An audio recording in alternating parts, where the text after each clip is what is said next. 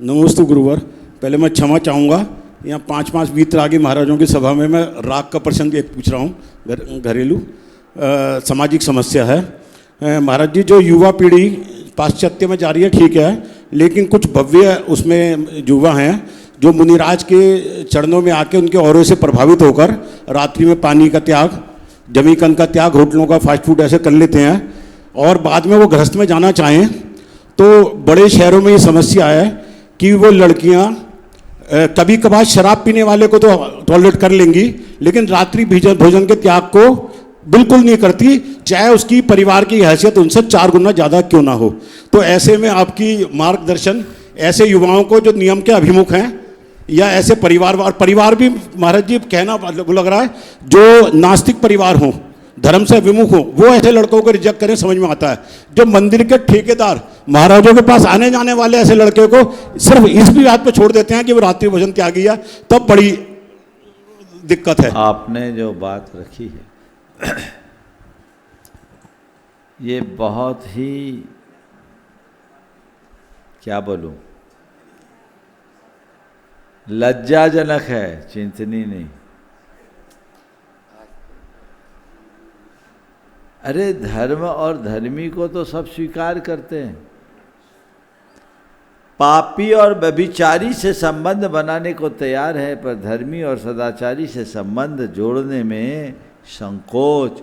ये इस बात का उदाहरण है कि लोगों को अब धर्म से आंतरिक लगाव कम है। कुलाचार की उपेक्षा दिनों दिन बढ़ते जा रही, और कुलाचार की बढ़ती हुई उपेक्षा का दुष्परिणाम सामने है। लोगों को सोचना चाहिए, इसमें तो गर्व होना चाहिए कि कोई दृढ़ कुलाचारी, सदाचारी, सात्विक आहारी व्यक्ति यदि इस तरह का कार्य कर रहा है तो हम उसे प्रमुखता दें, वैवाहिक कार्यक्रमों में हम उसे प्रमुखता दें।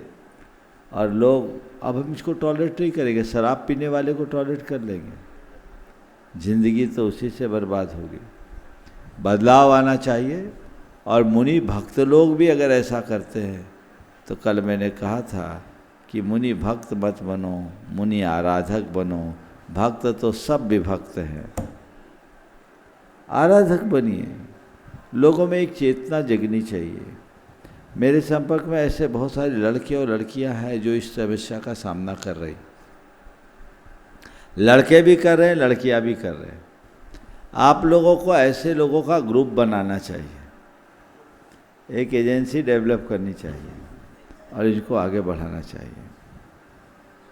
और गुरुओं को भी ऐसे लोगों को प्रमुखता देनी चाहिए।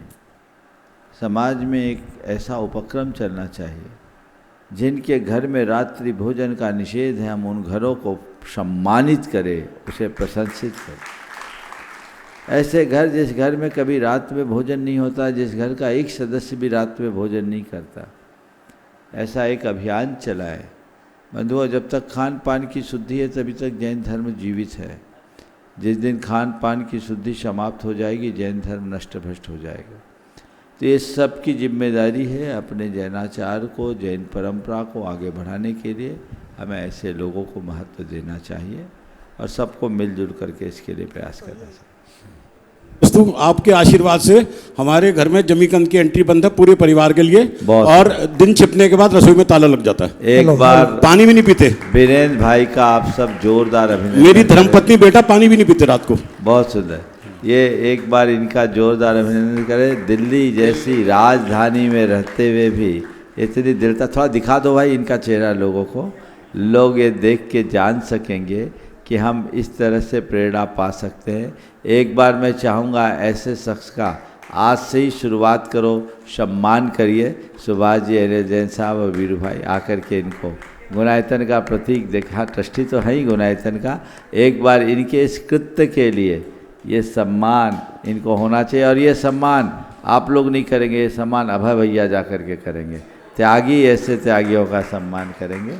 एक नए आदर्श की शुरुआत हमें करनी चाहिए और इसकी तरफ सबका ध्यान जाना चाहिए। जोरदार तालियों से वीरेंद्र जी एक बार आप लोग सभी स्वागत कर दें भैया जी उनको स्मृति चिन्ह देते हुए। आप लोग भी ऐसे ही मार्ग में आगे बढ़ें।